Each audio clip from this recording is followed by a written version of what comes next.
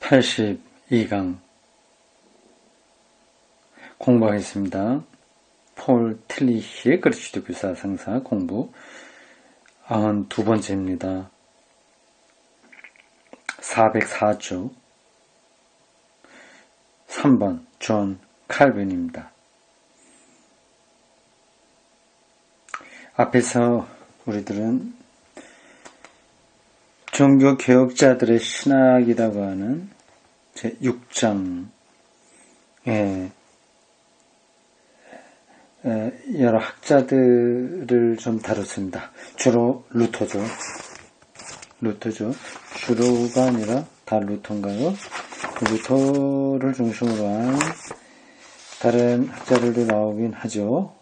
쯔빙글리가 나오죠. 루터와 쯔빙글리 했습니다. 대표적으로 두 사람이 있습니다. 종교개혁자들이 그렇죠. 종교개혁의 그 범주 안에 들어있는 학자들이 여럿이 있습니다. 멜랑이톤도 위텐베르크에서 루터와 같이 그런 일을 했다고 말씀드렸습니다. 멜랑이톤은 따로 여기서 다뤄주지 않습니다. 이제 대표적으로 루터, 그리고 츠빙글리, 스위스죠.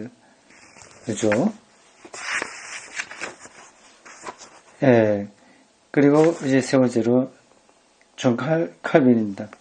영국의 존 락스도 있는데 그런 사람 다룰까요? 모르겠습니다.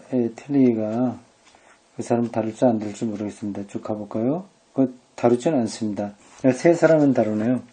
틸리가 볼 때 종교개혁자들 중에서 이 세 사람만 다루면 충분하다고 생각한 것 같습니다. 루터, 쯔빙글리, 다음에 칼빈입니다. 칼빈은 깔뱅이라고도 발음하죠. 원래는 이제 프랑스어를 사용하는 스위스 지역에서 활동했으니까 프랑스식으로 발음을 해야 되겠죠. 그렇다면 칼빈이 아니라 깔뱅입니다.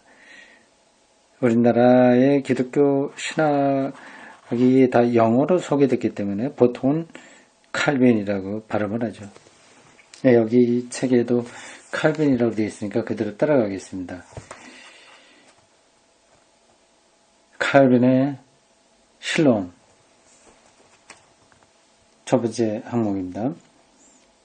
칼빈에게서 신론은 이렇게 시작합니다. 칼빈이 1509년부터 1564년 살았습니다. 이 사람도 그렇게 오래 살지 못했네요. 루터보다 한 10년 가까이 젊어서 죽었습니다. 몇 살입니까? 55세에 죽었습니다. 칼빈에게서 신론은 그의 모든 교설에서 가장 중요한 자리를 차지한다. 이거 하나만한 말입니다. 신론은 모든 신학자들에게서 가장 중요하죠. 특별한 경우가 있긴 있습니다만은 기본적으로 그렇습니다. 인간의 윤리를 이야기할 때도 신학이라고 한다면 하나님이 중요하죠. 특별히 칼빈이나 루터나 어거스틴이나 신학을 총체적으로 이렇게 다룬 학자들에게서는 신론이 핵심입니다.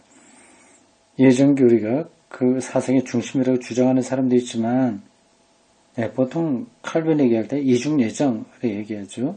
구원받을 자와 심판받을 자가 이중적으로 예정되어 있다고 하는 거죠. 여기에 대해서 우리는 칼빈의 그리스도교 강요의 첫 판에서 예정교리를 아직 전개하지 않았다는 사실을 들어 반론을 제기할 수 있다. 예정론이 칼빈의 신학을 대표하는 것처럼 보이지만 원래는 그게 칼빈 신학에서 핵심은 아니다 하는 것을 그의 대표자 그리스도교 강요 첫 판에서 그 예정론이 나오지 않았다는 것을 근거로 해서 확인할 수 있다는 거죠. 예정론이 중요한 자리를 차지하게 된 것은 훨씬 뒤에 나온 판에서 비롯되었다. 그러나 우리는 여기에 대해서 또 다른 강력한 증거를 댈 수 있다. 여기에 대해서는 칼빈에 의해서 신론이 가장 중요하다는 그런 겁니다.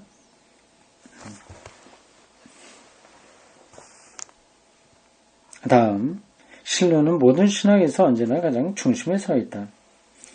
칼빈에 의해서 그리스도교의 중심 교리는 신의 존엄성에 관한 이론이었다. 네, 이건 많은 얘기입니다. 칼빈에 의해서 그리스도교 중심 교리는 신의 존엄성에 관한 이론이었다. 이 영광의 신학이라고 보통 부릅니다. 영광. 그게 하나님의 존엄성이죠. 여기에서 비로소 칼빈은 예정교리를 이끌어낼 수 있다. 그래서 예정교리와 신의 존엄성의 관계를 칼빈 신학의 근거에서 해명해봐라 하는 문제를 낼 수 있습니다. 하나님의 존엄성을 말하다 보면 이 예정론을 말하지 않을 수 없다는 거죠. 이 땅에 분명히 악이 존재하잖아요. 인간의 타락이 존재하잖아요. 아무리 그거를 극복하려고 해도 잘 안 되죠. 저 사람은 왜 저렇게 타락했냐, 저 사람은 또 의로워졌냐 하는 것도 해명이 되지 않습니다. 그런 것들은 다 신의 존엄성 안에서 나오는 귀결이라고 할 수 있습니다. 그래서 신의 인식은 어느 다른 종교 개혁자들보다 더 명확하게 인간적인 상황과 결부되어 있었는데 이것은 하나의 실존적인 문제이다. 그렇다면 어느 신학자보다도 더 명확하게 인간 상황과 결부되어 있다는 그 말은 다른 신학자들, 예를 들어서 루터에게는 하나님 인식이 아니라 인간 구원이 더 중요했다는 말도 되겠죠? 인간이 어떻게 의로워지냐, 인간이 어떻게 해방되냐 하는 문제에 루터가 천착한 거죠. 신의 존엄은 인간의 비참에서만 인식될 수 있고 인간의 비참은 신의 존엄의 빛에서만 인식된다. 이런 말도 그냥 상투적으로만 이해하면 안 됩니다. 인간의 비참이라고 하는 것은 비굴하다, 죽는다, 고통스럽다, 그런 것만을 이야기하는 건 아닙니다. 그러니까 존재 자체가 비참한 거죠. 조금이라도 의로운 것을 행할 수 없는 그런 거죠. 이 둘, 신의 존엄과 인간의 비참은 상관관계에 있다. 인간의 비참을 아주 뚜렷하게 볼 수 있을 때 하나님의 존엄을 보는 거죠. 이게 자칫하면 인간을 비난하기 위한 심리적으로 인간의 자학적인 거를 강조하는 것처럼 오해될 수도 있습니다. 그렇게 많이 오용됐어요. 특별히 한국교회에서 많이 그랬습니다. 청교도 신학은 이제 그런 걸 기본 바탕으로 합니다. 근데 칼빈은 그런 걸 얘기하려고 하는 건 아니었습니다. 하나님의 존엄을 이야기하는 거죠. 칼빈은 후에 루돌프 오토가 재발견한 누미노제의 개념을 신에게 적용했다. 누미노제요, 거룩한 두려움이라고 하는 개념입니다. 꼭 기억해 두십시오. 누미노제. 신은 그에게서 누멘이다. 신은 파악할 수 없는 전율할 만한 분인 동시에 매혹적인 분이다. 칼빈은 신의 거룩한 누미노제적 본성에 대해서 말했다. 그렇군요. 신경. 신은 모든 우상신과도 다르고 다신론적인 신과도 다르다. 우리는 신의 절대적인 초월성으로 해서 신을 직접적으로 말할 수 없다. 직접적으로 말할 수 없어요. 신을 볼 수 없다는 얘기입니다. 신을 본 자는 죽는다 말도 그것에 해당합니다. 우리가 신을 설명하기 위해서 쓰는 상징은 다만 파악할 수 없는 신의 본질을 나타낼 뿐이다. 요즘 수요일마다 요한계시록을 공부하고 있습니다. 거기에 하늘 보좌에 대한 표현들이 나와요. 그러니까 하나님을 직접 표현할 수는 없어요. 그래서 보좌라고만 이야기합니다. 그리고 주변에 있는 다른 것들은 구체적으로 설명합니다. 24장로들이 어떻고 뭐 그런 것들을 좀 나오죠. 그러나 보좌에 앉으신 이를 직접적으로 설명하지 못합니다. 그래서 상징으로만 주변에 있는 것들만 상징으로 표현하는 거죠. 하나님은 초월적이기 때문에 직접 경험할 수 없다는 게 바로 그런 데서도 확인되는 거죠. 칼빈은 이 상징을 담은 잠정적 타당성을 가지는데 지나지 않은 것으로 보았다. 그리고 그것은 다시 소멸해가는 것이며 그 자체를 부정하는 것이라고 말했다. 이 상징이 누미노지적인 표현이 되는 것은 거룩한 두려움에 대한 표현이 되는 것은 그것이 어떤 것이기 때문이 아니라 그 어떤 것이 아니기 때문이다. 소극적이죠. 네거티브한 거죠. 그 적극적인 것으로는 결코 말할 수 없으니까 이 네거티브하게 말하는 겁니다. 자기 부정이야말로 신을 나타내는 모든 상징의 결정적인 특징이다. 만일 이 상징이 문자적으로 받아들여진다면 곧 사실 자체로서 받아들여진다면 그 상징은 우상이 된다. 문자적으로 받아들여지면 곧 우상이 된다. 이러한 상징 이해는 칼빈에게서 유래한 것이고 상당히 생각 깊죠. 근데 이러한 칼빈 사상을 오늘 개혁주의자로 자처하고 있는 교회 지도자들이 얼마나 알고 있을까요?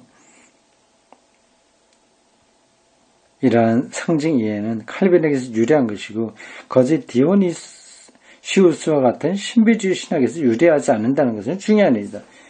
초기 기독교에 있었던 신비주의자예요. 거짓 디오니 거짓이라고 할 때 보통 위라고 합니다. 위.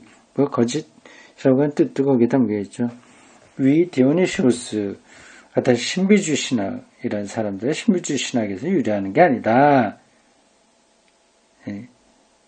따라서 우리가 신에 관해서 상징적으로 말할 때 그것이 비정통적이라는 혐의를 받지 않기 위해서 이 인물에게 호소할 수 있게 된다. 신에 대한 상징적 표현 이런 거는 뭐 신비주의자들의 전적인 주로 잘 사용하는 것이거든요. 빛으로 상징을 한다거나 그렇습니다. 없을 무라거나 아이들 그런 식으로 상징을 많이 사용합니다. 되게 정통주의 교회에서 이제 그런 것들을 좀 비난하고 있는데 그러한 하나님에 대한 상징적 이해와 표현은 바로 칼빈에게서도 볼 수 있다. 그런 설명입니다.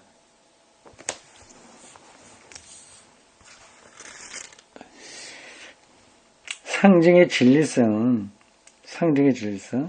자꾸만 상징이라고 하는 말이 많이 나오는데, 틸리도 신학을 전개하는데, 중요하게 사용한 겁니다.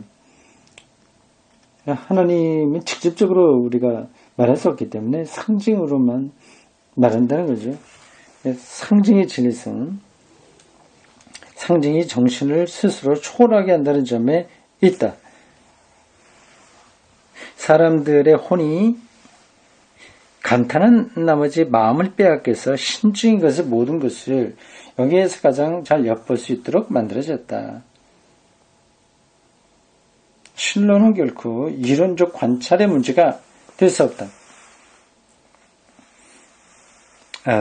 이론적 관찰, 이렇게 저렇게 우리가 생각을 종합적으로 잘해서 하나님을 논증해 나가는 것, 이거 아니다라고 하는 거죠. 그것은 언제나 실존적인 참여의 문제가 된다.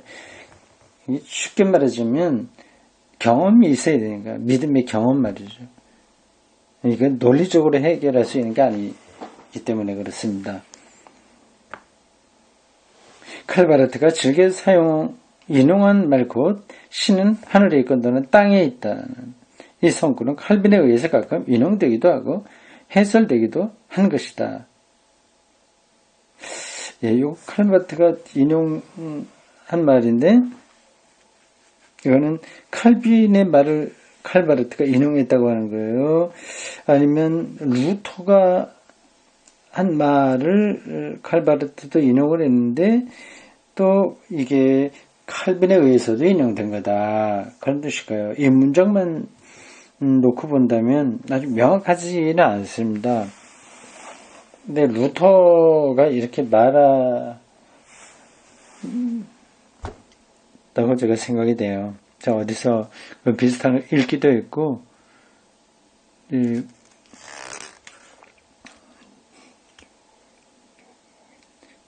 그리고 이제 루터의 신학의 관점에서 보면 이렇게 얘기할 수 있는 겁니다.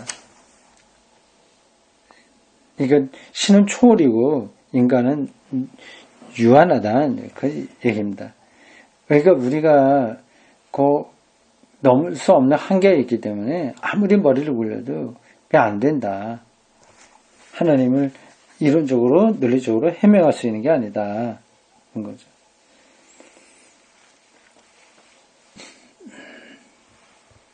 여기에서 하늘 위라는 것은 신이 얽매여 있는 자리로서 이해되지 않고 신의 종교적 초월의 편으로 이해된다. 이 번역이 약간 매끄럽지 않습니다. 그래서 위라고 하는 게 신의 하늘에 있다고 할 때 그 위라고 하는 것은 공간적인 의미에서 그 위, 하늘, 자리를 가리키는 게 아니라 자리라서 이해되어 있지 않고 이해되어 있지 않고 라기보다도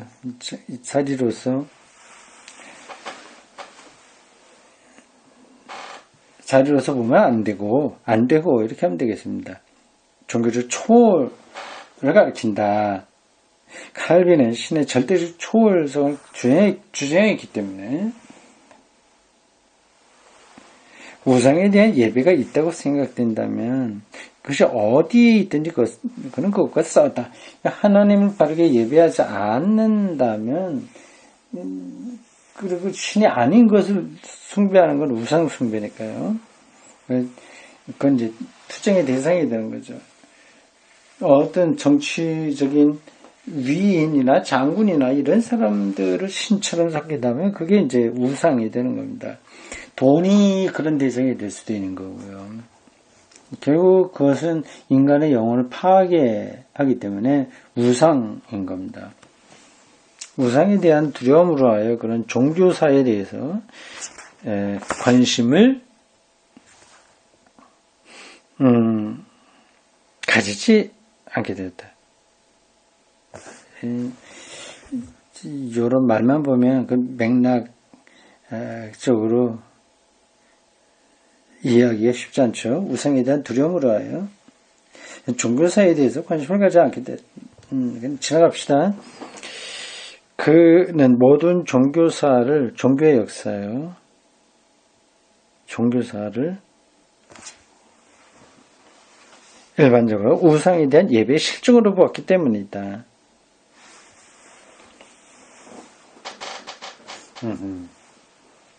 종교는 모든 우상 숭배 요소 없이는 존재하지 않는다.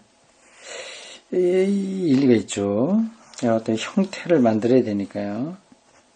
그리고 또 절대적인 대상이 있어야 되니까 우상 숭배적 요소가 없을 수는 없는 거죠.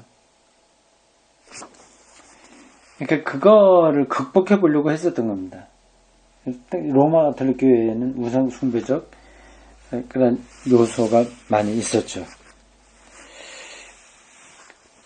그거는 많이 조심을 한다고 하더라도 그걸 극복하기 힘듭니다. 한국의 많은 대중적인 설교자들, 목사들이 우상처럼 받들어지는 거죠. 그런 것들로부터 언제 다 우리가 벗어날 수 있을지요. 조금 상황은 좋지 않습니다.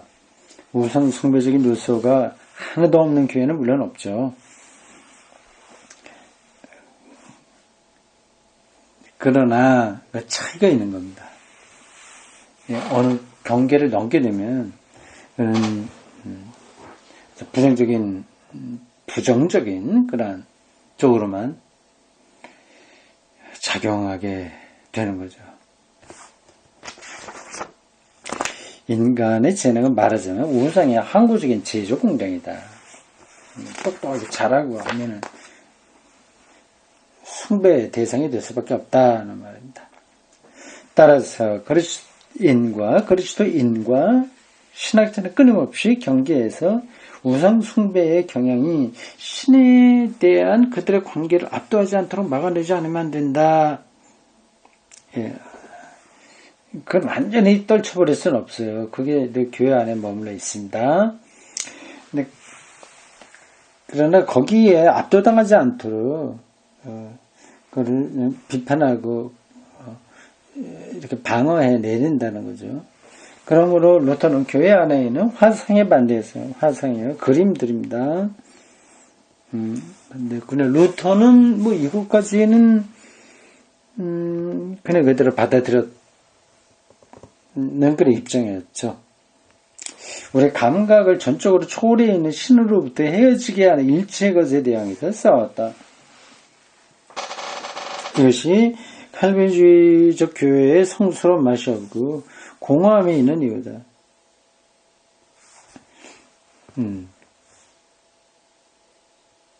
그렇군요. 근데 개혁교회, 보통 이제 장로교회는 성스러운 맛이 없어요. 만일 사람들의 우상 숭배를 극복했다면 사람들 가운데는 신에 대한 두려움이 한층 더 강하게 살게 된다. 무슨 말이에요? 우상 숭배를 극복했다면 사람들 가운데 신에 대한 두려움이 가장 더 강하게 살게 된다. 그래서 예언자나 이슬람 교도들에게도 그러했으며 종교개혁자들에게도 그러했다. 우상 숭배는 두려움의 대상은 안 되니까 그걸 넘어서게 되면 정말 하나님 앞에서 두려워하지 않을 수 없다는 겁니다. 이게 노미노지이죠. 노미노지입니다. 칼빈주의는 우상과 온갖 종류의 화상을 타파하는 하나의 우상 파괴 운동이다. 인간의 정신이 끝없이 우상을 만들어낸다는 것은 신에 대한 우리의 표상이관에 말할 수 있는 가장 깊은 통찰이다. 정통신학조차도 우상 숭배에 불과한 경우가 많다. 아하.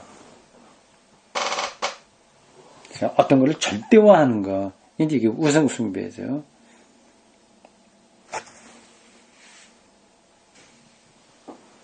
이렇게 칼빈이 투철했군요. 생각보다 아주 엄격했습니다.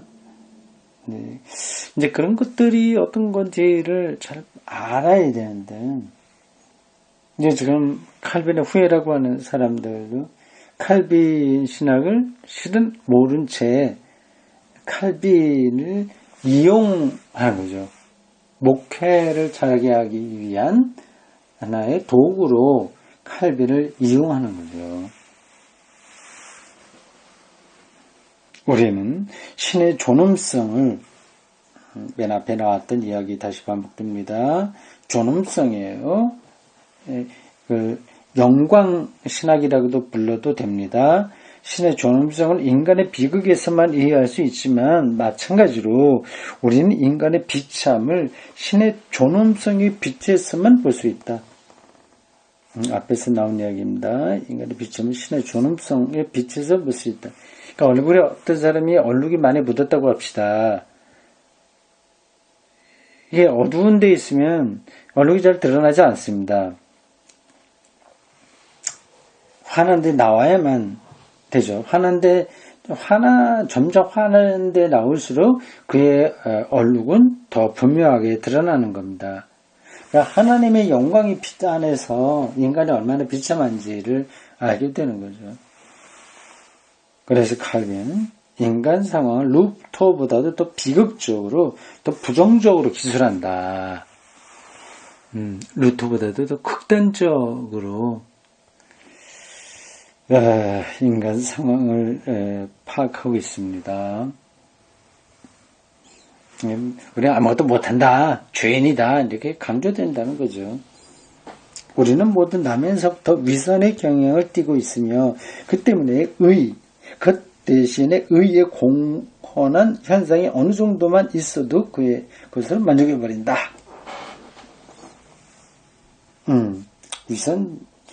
위선적이라서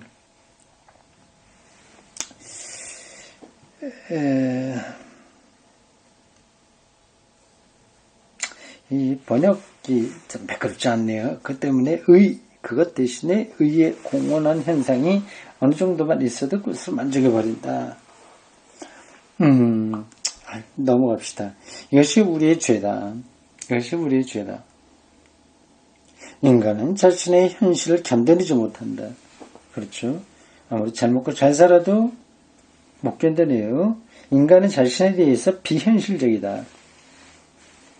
이런 표현들이 사실 동양에서 보는 거하고 비슷한 시각들입니다. 확실하게 없는 거죠. 그걸 붙들기 힘든 거죠. 인간은 자기의 본질에 관해서 우리가 오늘날 쓰고 있는 말로 하면 이데올로기를 만들어낸다. 이데올로기요.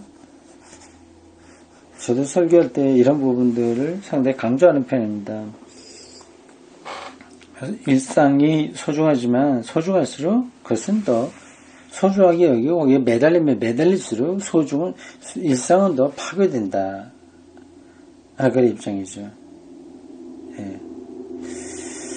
결국 그게 절대화되면 가족관계라든지 친구관계나 취미생활도 그렇고요. 모든 것들이 이렇게 절대화되게 되면 우상숭배가 되는 겁니다. 우상숭배는 그럴듯하게 보여도 결국은 인간의 삶을 파괴하는 거거든요. 인간의 영혼을 심리적으로나 또 이런저런 방식으로 이렇게 위로를 조금 할 수 있을지 모르지만 결국은 파괴하는 거거든요.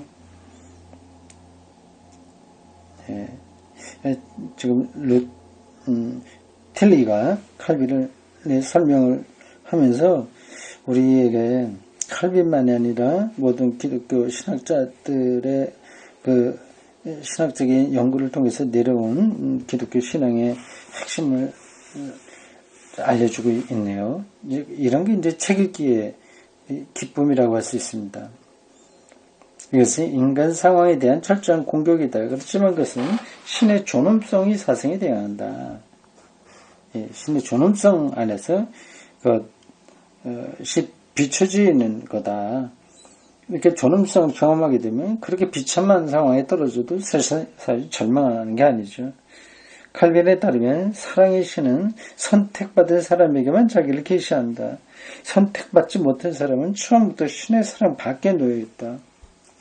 여기에서 다음과 같은 문제가 생긴다. 이런 칼빈의 견해는 신을 악의 창조자까지 창조자로까지 만들어버리는 것이 아니냐 하는 질문이요. 우리는 이 물음을 섭리와 예정에 관한 교설에 관련해서 해명하지 않으면 안 된다. 신의 섭리와 예정.